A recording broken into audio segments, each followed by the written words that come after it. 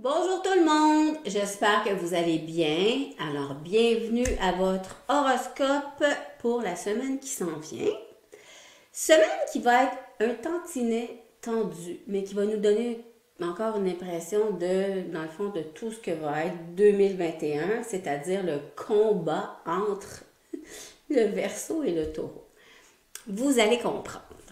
Si on commence avec lundi, ce qu'on voit, pour commencer, je commence toujours avec ma petite lune, qui est ma trotteuse, qui va plus vite que tout le monde, qui nous donne l'ambiance générale.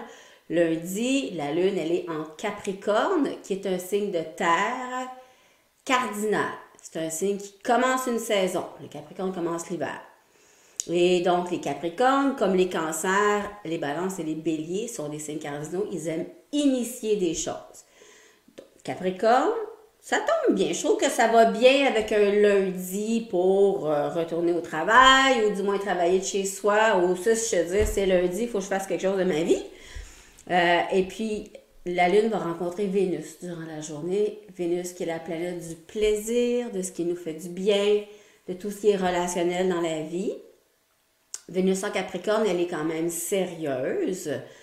Donc, c'est un bon temps pour réfléchir à nos besoins de sécurité de base. Parce qu'avec le Cancer, qui est le signe opposé au Capricorne, c'est quand même deux signes qui sont associés à la sécurité, à la famille, au passé. Donc, peut-être voir ici, là, qu'est-ce qui vous fait du bien de ce côté-là. Mais en même temps, c'est une combinaison très, très artistique. Lune-Vénus, ça peut rendre les gens qui sont déjà un peu créatifs, encore plus créatifs. Maintenant, ce qu'on voit, qui commence, là, c'est que, regardez ici, là, voyez-vous, il y a 3 planètes en Verseau.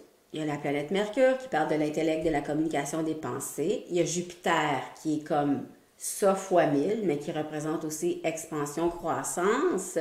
Et Saturne, limite, structure. Nos 3 planètes en Verseau commencent à faire un carré, donc, à nos 2 planètes en Taureau. On sait, il y a un aspect de tension quand les planètes sont dans des signes de même mode. Le Verseau, c'est un signe fixe qui tient à ses habitudes d'une certaine façon, ses concepts, ses acquis, et le Taureau aussi. Le Verseau, lui, est révolutionnaire, il aime ça changer les affaires, il aime ça aller de l'avant. Le Taureau aime sa sécurité. Voyez-vous comment il peut y avoir un petit clash entre les deux, d'une certaine façon. Ceci dit, lundi, il y a un très bel aspect entre Mercure et Jupiter. Ça, c'est comme si l'esprit nous ouvre. Comprenez-vous? Mercure, c'est l'intellect, les idées, la communication. Jupiter a tendance à exagérer tout ce qu'il touche. Le Verseau, c'est un signe de futur, de projet, de changement, de nouveauté. Donc, lundi, pour maximiser les influences, c'est comme utiliser la Lune en Capricorne qui permet d'installer quelque chose de solide sur le long terme, mais en même temps en ayant des idées novatrices ou en vous exprimant de façon franche et directe. Parce que le Verseau, c'est un signe franc et direct. Donc, vous pouvez utiliser, si on veut, les influences célestes pour vous aider de ce côté-là. Maintenant, on continue avec mardi prochain, le jour de ma fête. C'est mon anniversaire, le 12 janvier.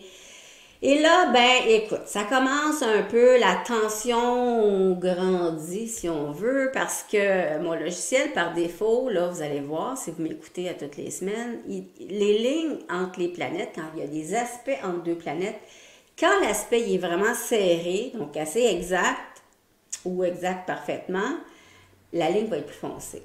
Donc là, ça commence à rougir un peu, là, si on veut. Donc, la Lune est toujours en Capricorne. Cependant, elle a quitté Vénus. Donc, il y a moins de douceur. Parce que, tu sais, le Capricorne, c'est quand même un signe qui est un peu, j'allais dire rough on the edges, qui est un peu sec. Il peut être sec, le Capricorne. Il peut être même un peu glacial et... c'est pas un signe qui est dans la surémotion, où il est très contrôlé, disons, comme signe. Généralement, c'est sûr que hier, avec la Lune en Capricorne à côté de Vénus, ça adoucissait les coins, si on veut.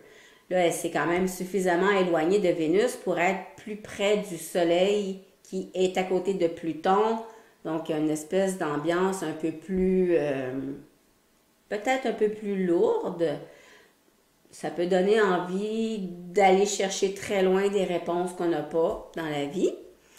Mais ce qu'on voit, c'est que le fameux trio de planètes, donc en Verseau, commence à faire un carré à nos planètes en Taureau. Ceci dit, regardez bien, en ce moment, Uranus, il est rétrograde. Voyez-vous le petit R à côté ici? Donc, il est rétrograde depuis plusieurs semaines. Je pense que c'est mercredi ou jeudi qu'il va devenir direct. Donc, Uranus, sa fonction dans la vie, c'est de provoquer le changement. C'est d'apporter du meilleur. C'est d'ouvrir les frontières. C'est d'aérer l'esprit. C'est la technologie. C'est le futur. C'est le génie. OK? C'est sûr qu'en étant en Taureau, il est un peu freiné. Comprenez-vous? Taureau aime bien la sécurité et les habitudes. Fait que déjà là, Uranus en Taureau est peut-être moins impulsif que de l'époque où il a été en bélier pendant 7 ans. Comprenez-vous? Fait qu'il est un peu plus calmé. Mais là, en étant rétrograde, ça pouvait un peu provoquer une espèce d'ambiance plus tendue, d'une certaine façon, parce que Uranus lui-même était rétrograde, donc retenu, dans un signe qui d'avance le retient. Là, il va redevenir direct, donc il va avoir un certain épanouissement dans Uranus qui représente le changement. Le Taureau, c'est le signe qui va représenter l'agriculture, la nature, tout ce qui va représenter le corps, la sécurité, l'argent aussi beaucoup. Donc, Uranus, sa job pendant qu'il est en Taureau, c'est de créer des changements au niveau peut-être justement de la façon dont on s'alimente, dont on nourrit les terres, l'agriculture, apporter des changements novateurs, tout ça. Donc là, c'est un peu comme s'il y avait un peu des freins depuis un petit bout de temps, puis là, il va repartir direct. Il y a quand même des amis qui veulent l'empêcher de vivre en haut ici, mais sont moins lourds, je pense, que lui pour l'instant. On continue avec mercredi, le 13 janvier, c'est un jour de nouvelle lune. Tu sais, il faut penser aussi que les 2 derniers jours, lundi, mardi, la lune s'approchait de plus en plus du soleil. Hein? Regardez là, elle est collée dessus, OK? Fait que ça veut dire que lundi, elle était ici, mardi, elle était rendue là peut-être, mais elle s'assombrit de plus en plus, la lune, quand elle se rapproche du soleil. Il y a la nouvelle lune, on la voit pas, elle est noire. Donc là, ça, c'est tout le domaine des émotions, c'est le domaine de l'intériorité. Tu sais, dans un signe Capricorne, ça peut donner envie de finaliser des choses. Beaucoup, beaucoup. Ça, on appelle la phase balsamique, quand la Lune est dans sa phase avant de rencontrer le Soleil. Donc ici, mercredi, nouvelle Lune, qui représente le début de quelque chose. À chaque mois, c'est comme si on a l'occasion de repaiser sur Start. C'est le fun, parce que, tu sais, les planètes, là, il y a une chose qu'il faut se dire, là, il n'y a jamais rien de parfait. Quand tu fais de l'astrologie, à un moment donné, tu te rends compte de ça, ça n'a comme pas d'allure, parce que, mettons qu'on vit quelque chose de lourd, là, tu sais, là, on le sait, cette année, là, on va avoir Saturne contre Uranus, gna toute l'année. Oh mon Dieu, oh my God, c'est lourd, ça tire. OK. Mais là, après ça, on se dit, quand ça va arrêter, ça va aller mieux. Mais non, il y a toujours quelque chose qui va arriver, tout le temps. Il y a toujours des aspects plus tendus, il y a toujours des aspects plus harmonieux. L'idée, donc, c'est de prendre le bon de chaque facteur astrologique mis avec l'autre. OK? Donc, en Capricorne, une nouvelle lune en Capricorne, qu'est-ce que ça représente? Le Capricorne, c'est le travail. C'est beaucoup le signe qui est relié à l'ambition, à la réussite professionnelle, à l'idée de se donner un but qu'on va atteindre avec beaucoup de persévérance. OK? Donc, je peux vous dire, pendant le prochain mois, j'ai envie de faire une seule chose par rapport à ma situation socio-professionnelle. J'ai envie d'essayer de faire une chose qui va faire en sorte que je vais me sentir mieux. Ça peut être demander une augmentation de salaire, ça peut être de demander un changement d'horaire, ça peut être d'oser appeler une entreprise pour travailler, peu importe c'est quoi. vous faites un petit but. Et là, ben, c'est comme si vous avez un mois, parce que là, la Lune va quitter le Soleil, elle va faire tout le tour, et elle va rencontrer d'autres planètes sur son chemin pour vous aider un peu à réaliser votre but que vous vous êtes donné pour la nouvelle Lune en Capricorne. Puis après ça, on va avoir une nouvelle Lune en Verseau. Donc, on pourra utiliser la fonction du Verseau. La nouvelle Lune se produit quand même à côté de Pluton. Pluton, planète qui détruit tout pour reconstruire sur des nouvelles bases. Et regardez ça pareil, OK? L'année passée, là, 2020, on avait Pluton, la planète qui détruit tout pour reconstruire en Capricorne. On avait Jupiter qui exagère tout ce qui touche, qui demande l'évolution, tout ça. Et Saturne, qui est la deuxième planète la plus intense du zodiaque. Tout le monde est réuni en Capricorne, tout ça. Capricorne, ça représente le gouvernement, le pouvoir en place. Y a-t-il fallu que le gouvernement se revire de bord, pensez-vous, en 2020? Y a-t-il fallu revoir la façon de gérer? Moi, je voudrais pas m'occuper d'un pays, d'une province en ce moment dans la vie, là. Non, pas du tout. Fait qu'on a vécu le pire du Capricorne. C'est comme une espèce de destruction ou de laideur, là, si on regarde ce qui s'est passé aux États-Unis, là. Tu sais, c'est la quintessence de l'exacerbation du pouvoir. Si on regarde l'autre allée, là. Puis le Verseau, lui, ben, c'est ses théories qu'il aime. OK? Tu sais, c'est l'archétype du changeur d'idées, disons. Fait que 2021, ça va être ça. Il va y avoir deux camps. Ça va être polarisé. Puis après ça, ça va être d'autres choses. Chaque jour en son temps. Mais c'est ça que je veux dire. C'est que Pluton, quand même, à côté de la nouvelle lune, fait que c'est vraiment une nouvelle lune pour... Tu sais, dans le tarot, là, la carte de la mort, là, le squelette qui coupe des têtes, puis qui a la faux qui ramasse, qui se débarrasse de qu'est-ce qu'il y a sur son chemin. Pluton, ça demande de faire un nettoyage en profondeur, de faire un deuil s'il faut, qui des fois fait de la peine, peut-être, sur le coup, mais après ça, c'est toujours pour le mieux. Donc, pensez-y à quelque chose, peut-être au niveau professionnel, que vous devez comme dire, OK, c'est du bois mort, je m'en débarrasse, OK? Et là, ben, on a notre fameux trio de planètes. C'est pas compliqué. En Verseau, on a je m'exprime, qui est Mercure. On a je veux grandir, je veux évoluer, qui est Jupiter. Donc en Verseau, il n'y a pas de frontières, il n'y a pas de barrière. Il y a Saturne qui amène quand même une structure là-dedans, qui dit comment on pourrait peut-être aller de l'avant, mais en s'organisant mieux. Tout ça contre la planète de l'action et la planète de la nouveauté dans un signe de stabilité. Voyez-vous le genre, là? Ça tient de tout bord de côté. Mais bon. Ceci dit, la Lune va quitter le Capricorne durant la journée, après la nouvelle Lune. Ça va quand même faire du bien. Bon, c'est jeudi qu'on arrive. En fait, quand la Lune va quitter le Capricorne, c'est que la Lune va se ramasser dans un signe d'air, tu sais. Puis, Lune étant émotion, ressenti, ben l'air, c'est le côté rationnel, c'est plus mental, c'est moins émotif. Très détaché, le Verseau, très... comment tout le monde peut être égal. C'est liberté, égalité, fraternité. Fait que ça dégage un peu au niveau émotif. Donc, jeudi, on a notre Soleil qui est à côté de Pluton en Capricorne. Encore là, on peut toujours en profiter justement pour détruire une structure qui ne tient plus la route au niveau professionnel Capricorne. Et notre fameux Uranus est redevenu direct. Donc là, lui, il va avoir envie de se déployer avec toute sa splendeur. Et Uranus représente la nouveauté, le changement, la révolution. Tu sais, c'est les choses qui arrivent vite. C'est quand quelque chose arrive vite dans ta vie, que tu ne l'as pas vu venir, que tu te retournes de bord sur une scène, là, c'est beaucoup Uranus. Genre un déménagement subi, c'est Uranus.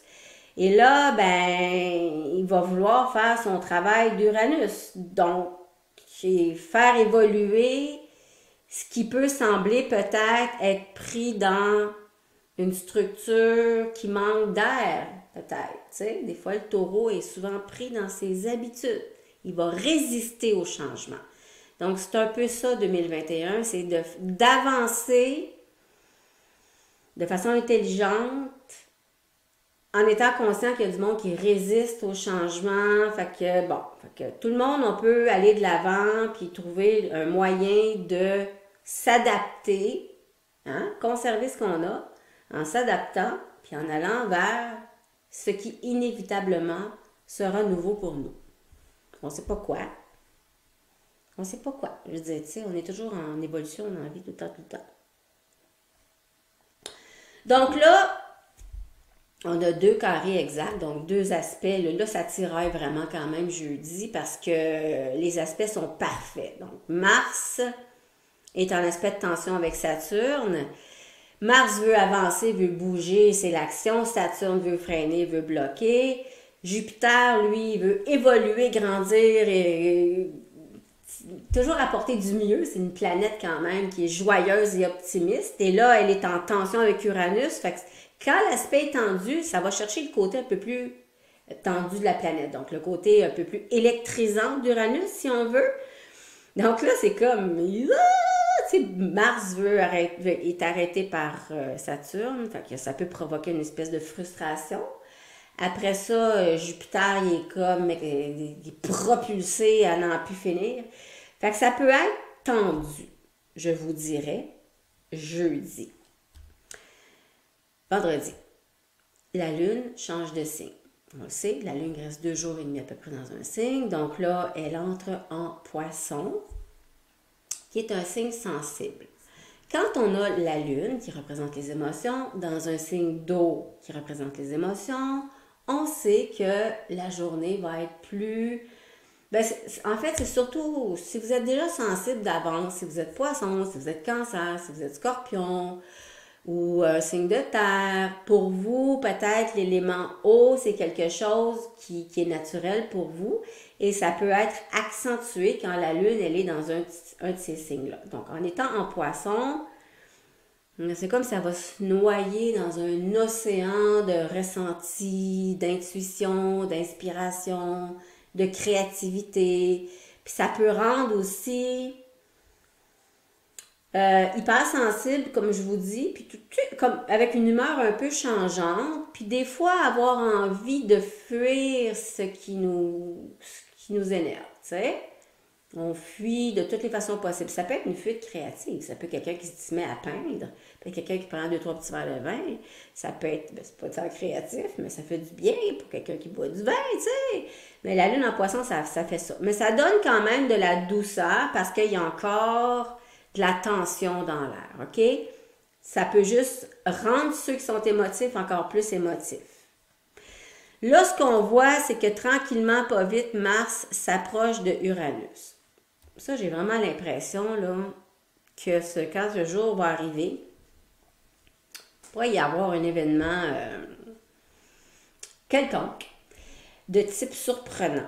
Je ne peux pas vous dire quoi exactement, mais imaginez, tu sais, Mars qui est le dieu de la guerre, qui est comme la planète du combatif, qui rencontre celui qui est un peu l'électricité. Tu sais, fait que ça peut provoquer toutes sortes de choses. Pour quelqu'un, disons que quelqu'un a une compétition à faire. OK, vous avez une compétition, vous êtes un sportif. Ben, je peux-tu vous dire que si vous faites votre compétition pendant que Mars est conjoint Uranus, là, man, tu vas flyer, tu vas arriver le premier, c'est clair, tu sais. Mais s'il y a de la tension dans l'air, les gens qui sont colériques, qui ont de la misère à gérer, peuvent être plus colériques. C'est plus difficile d'être rationnel quand il y a beaucoup de tension. Puis là, comme ce qu'on voit, comme si vous avez écouté mes autres, je ne sais plus quand j'avais dit ça, là, mais c'est l'enjeu de l'année, là, OK? C'est vraiment l'enjeu de l'année, Saturne contre Uranus. Donc, le 9 contre le vieux. Et à chaque fois que la Lune va être dans un signe fixe, que ce soit Taureau, Lion, Scorpion ou Uranus, elle va venir un peu amplifier ça. Là, on a Mars qui est en Taureau, il ne sera pas là éternellement. Il va entrer en Gémeaux, je pense, c'est le 5 mars. Donc, pendant sa période en Taureau, il vient un peu exacerber la confrontation. Mais tu sais, de la confrontation, de 2 points de vue, peut venir aussi le compromis. Il ne faut pas oublier que le Verseau, c'est un signe humanitaire. C'est un signe intelligent. C'est un signe qui a besoin que tout le monde soit bien, puis il veut faire avancer les choses. Et le Taureau, il est patient, il est calme, il est pondéré. Donc, oui, c'est 2 types de signes différents, mais Si chacun se parle intelligemment, il peut sortir quelque chose de vraiment, vraiment intéressant de tout ça. Ensuite, dimanche, ben là, c'est une journée pour relaxer. Là, franchement, là, on a toujours notre lune en poisson, mais là, écoute, elle va rencontrer Neptune en plus. Fait que c'est sûr que ça arrive une fois par mois, parce que la lune fait tout le tour en un mois, puis notre Neptune, il est là pendant encore quelques années. Donc, à chaque mois, ça arrive à un moment donné que la lune rencontre Neptune. Ça tombe bien, c'est dimanche. Tu sais, lune, Neptune, là, c'est juste le besoin de regarder dehors ou, tu sais, de rêver ou d'être créatif ou ça peut donner aussi beaucoup le besoin de fusionner avec quelqu'un qu'on aime ou d'avoir l'impression de faire partie de quelque chose de plus grand. C'est tous ceux qui ont une tendance à la spiritualité, c'est un beau moment. Vous faites avoir un beau contact avec votre source, quelle qu'elle soit. Tous les artistes, c'est bon pour vous. Les gens un peu déprimés, ça peut peut-être vous déprimer un peu plus parce qu'il ne faut pas oublier que Poisson, Neptune, c'est... Mon Dieu, tu sais, c'est souvent... Il faut penser à Neptune et au Poisson comme le désir de quelque chose qui n'existe pas. Souvent, là, c'est comme « Oh mon Dieu, que je voudrais donc que ma vie amoureuse soit de telle façon. » Disons qu'on a un contact Vénus-Neptune tendu. Puis là, disons qu'on rencontre la personne qui correspond à notre idéal, mais souvent, quand ça arrive dans le quotidien, après, on est déçu. Parce que Poisson-Neptune, c'est beaucoup les illusions suivies de déception.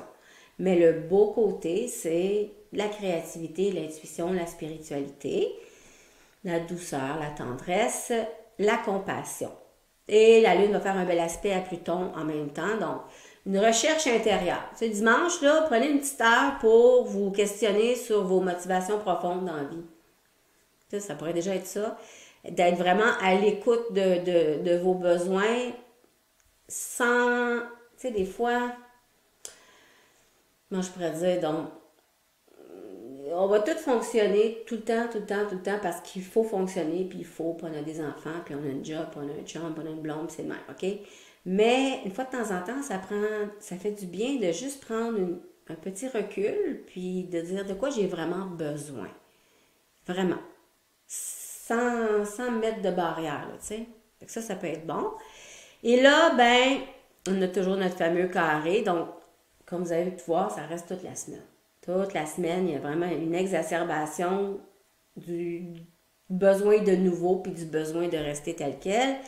Et on voit que Mars s'approche. Beaucoup de Uranus, ce qui va se produire la semaine prochaine. Donc voilà, c'était votre horoscope de la semaine. À bientôt.